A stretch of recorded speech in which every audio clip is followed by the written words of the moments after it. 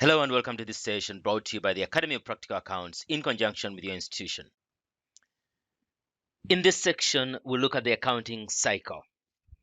And the objective of this session is to trace the flow of information from source documents all the way until the tax return, or the tax report. Now we start by looking at source documents. Now all the information we record is extracted from source documents. Let's have another look at these source documents from a receipt, invoice, check, stub, deposit slip, payment voucher, debit note, credit note, statement of account, bank statement, loan statement, and credit card statement. Okay, now after that, transactions are recorded in the general ledger. Following double entry and the balancing of accounts is done. So we have the general ledger on a monthly basis. Let's have a quick look at this general ledger. Drag this way. Monthly, yes, the general ledger. We click P5. Okay, let's see. How do we get to the general ledger again? Let's go back there. We go to the period reports. God, this will not accept. Push it down a bit. Okay, good. Yes, no, not yet. Not yet. Yeah, we come to period reports. Click click reports, then period reports, and then period reports we find P5, which is the general ledger. It is generating, and apparently month 1 there's nothing. That's why it's taking a bit of time. We've got to go to month 12. Month 12, that's where we have transactions recorded.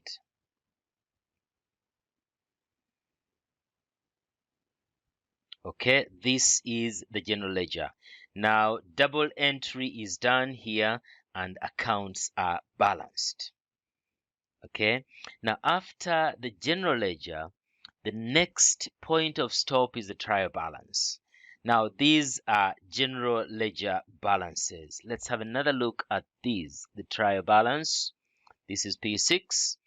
Now this one is prepared on both a monthly and quarterly basis. Now first quarter we don't have transactions, so we've got to select the fourth quarter. It's not responding, then I click on it's not yet ready. Okay, click on this again, fourth quarter, and here we have only transactions for month 12.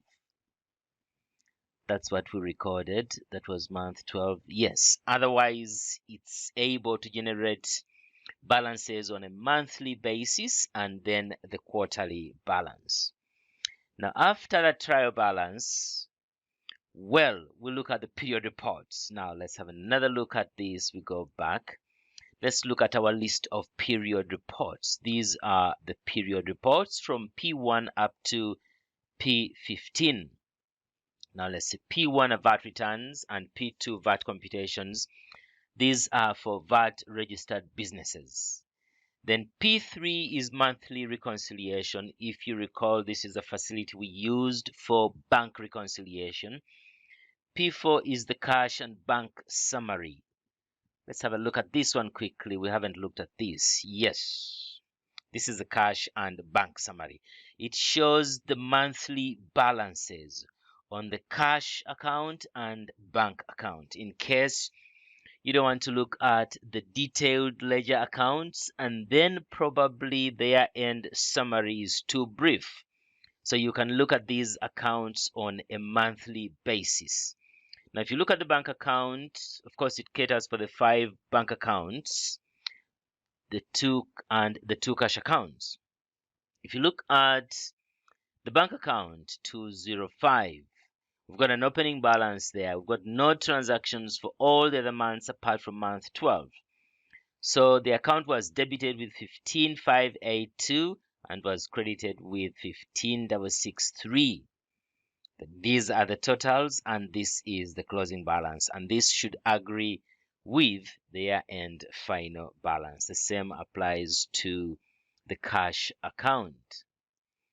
So These are the period reports. Let's see if we can have a quick look at another one.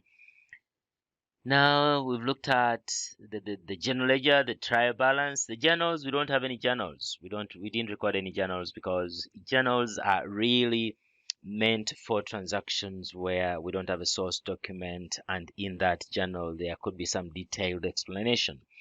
But in this case, we had documents for everything that we recorded. Then we look at P8. Let's see. This P8 is the creditors reconciliation. We did look at this one. Let's have a very quick look at this one for month 12 creditors reconciliation, where it shows the balance. It lists individual creditors owed money, their total, and also shows that what is owed to creditors agree with what we have on the creditors control account. Now that is the creditors reconciliation, which is similar to the debtors reconciliation, but remember we've got nothing for debtors. And we also did look at the creditors ledger. We've got nothing for month 1. What we have is for month 12. So go to select month 12 to have a final look at this. Month 12, just 2 transactions on the telephone account. And then let me see that that's the debtors ledger, profit and loss accounts. This is on a monthly basis. We've had a look at profit and loss accounts or at the year end. Let's see. All right, I think, oh, it's on a monthly basis. This is report P12. Let's see for month 12 how much profit was made. 12,903. That was made in month 12. Okay. Now let's continue. Let's see. We've got notes to the profit and loss account very quickly. And these are on a quarterly basis. So the only notes we have for the PL is month 12. And please remember that we're only using one single income account and one single expense account, number 25. Now let's see. This is the balance sheets. The balance sheets on a quarterly basis. Balance sheets. This is the 4th quarter. And this is what it looks like for the 4th quarter. This is the balance sheet for the 4th quarter. And then we have a very quick look at the balance sheet notes. There's something for, okay, for the balance brought forward, we have something in form of something coming from the balances brought forward. There's nothing in the 1st quarter and we have a closing balance. Now let's look at the 4th quarter. 4th quarter, we've got something brought forward from the start of the financial year to the 1st, 2nd, and 3rd quarter. So anything cumulative. Now we add balances for the 4th quarter and we end up with the year-end balances. Now these are the balances that we find on the extreme right of report C3, the 4-quarterly trial balance. And of course this gets us for accounts starting from 201, actually accounts from 181. 181 is for fixed assets up to accounts to 98. Up to accounts to 98. So that brings us to the end of quarterly or periodic reports. Now from these periodic reports, then we should have the year-end comparative trial balance. Now this is a year-end trial balance and this is report C3. It's among the year-end adjustments, that is year-end comparative trial balance. So it shows the whole financial year on a single page, excluding year-end adjustments. The whole financial year on a single page, excluding year-end adjustments. So we've got balances brought forward 1st quarter, 2nd quarter, 3rd quarter, and 4th quarter, plus the grand total, which is the opening balance on report C1. C1, which is the final trial balance. Now let's look at C2 among the year-end adjustments. These are the year-end journals, These are the year-end journals, and these do appear on C1 as well. Okay, and then we'll look at report C1, which is the final trial balance. And this final trial balance, these are the balances that we find on the financial statements here. These are the balances we find on the financial statements. But before we get here, these balances have to be reconciled. We've got to show how they are accumulated, how they are generated on what we call accounting schedules. Okay, so from the final trial balance, we move on to accounting schedules, and these accounting schedules stretch from section D up to section T. From section D up to section T. Now let's have a quick look at section D to section T. Now section D, let's drag this one here. Good. Now we don't have D. D is for VAT reports. We have E for wages. Now this of course is for the small business, which is not registered for VAT. So that's why we don't have section D. Let me see. See if we can have. We don't have. Okay. Yes. Yeah. We've got section D here. Yeah, section D is here for VAT reports, E is for wage reports, F is for income reports. Now, what we are seeing here is the full accounting schedules, not the mini, but the full. So F is for income reports, G is for expense reports, H is for fixed asset reports, and then we stretch to the right here. Now we have J for stock reports, K for trade data reports, L for bank reports, M for cash reports, N for other current asset reports, P for trade creditor reports. This should be this has been changed to Q. Okay, then we have long-term liability reports, other current liability reports, and equity reports. Okay, now those would be the comprehensive reports. Let's see. Let's look at our mini checklist. Where is it? Yes, this is the mini reports checklist. So this is where we find accounting schedules. So from the final trial balance, we are supposed to reconcile this to accounting schedules. Now, accounting schedules, let's have a quick look here. If you look at the wage reports, let's not look at wages. Income reports, we only have income accounts, that's all. Expense reports, only stock and materials accounts 21 to 44, that's all. Now let's look at fixed asset reports in case we had them. They will not make a lot of sense. Let's look at bank reports. Bank reports. Now if we had them for one account, bank account 205, we have got the most detailed account, which is 205. And that one is reconciled with the last bank statement. So on L2, we have the bank one summary and reconciliation. It's a summary of account of report L4, and it also confirms that it has been reconciled with the last bank statement. So the balances at the end should agree. And then beyond this one, beyond this summary and reconciliation, we have the bank accounts summary, which is a summary of all the bank accounts. Let's see, there should be account. We've got 5 bank accounts. Now, the first account is on L4. The second account should be on between L5 and L7. It's been excluded here because we are focusing on a small business. And then the other bank accounts are on report L10.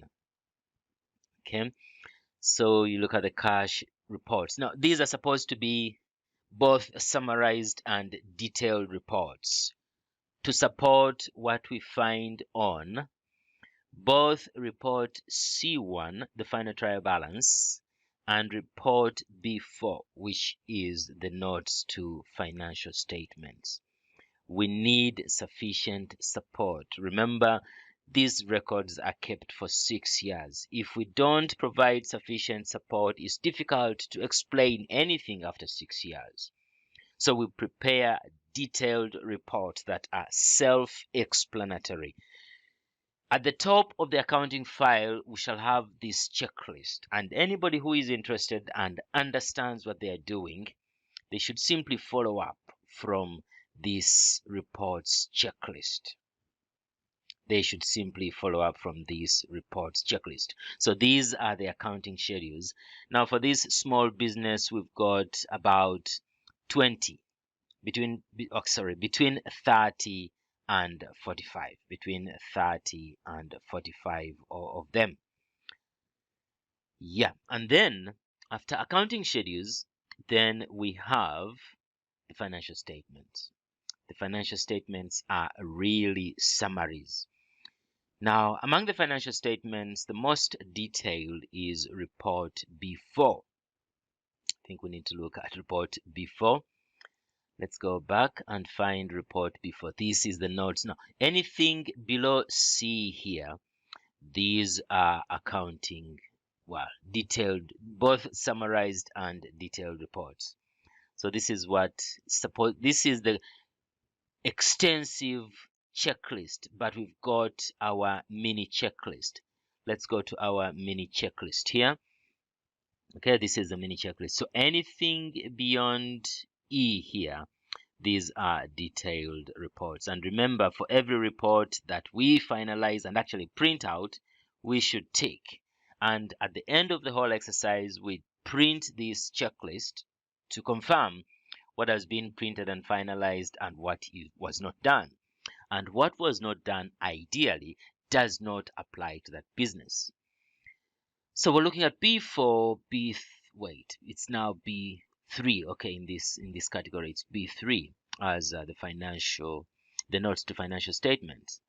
So now these notes to financial statements are summarized. They are summarized into the financial statements, which is B1 and B2. So this is the detail, and then we've got B1, which is the profit and loss account, and then we have B2, which is the balance sheet. Of course, you can have direct links to the notes to the balance sheet. And then after the financial statements, we've got the tax calculations and report. Now, A2 here are the tax computations, tax and income computations. And then finally, the A1 is the short tax return. A1 is the short tax return. Well, it's the same as that tax return we saw earlier. Did you see it here? No, it's not here. It's not here. So we need to close this one off. Okay, it's not there. We did look at the tax return in one of the earlier sessions. Now, ideally, we're supposed to copy information from this report generated by the software onto the tax return that is sent to the revenue authorities. Now, this information can also be entered online, but the online facility is a bit intimidating. When you make an error there, it will stop. It doesn't continue. Whereas the hard copy of the tax return, errors will be corrected by the tax authority before they confirm that what you've computed is correct. So we wind up this accounting cycle by mentioning that after the reports have been prepared, they need to be printed and filed. We shall be looking at the printing and filing of these reports before we wind up. Well, in case of any questions, please send us an email, find us on Skype or WhatsApp. Thank you.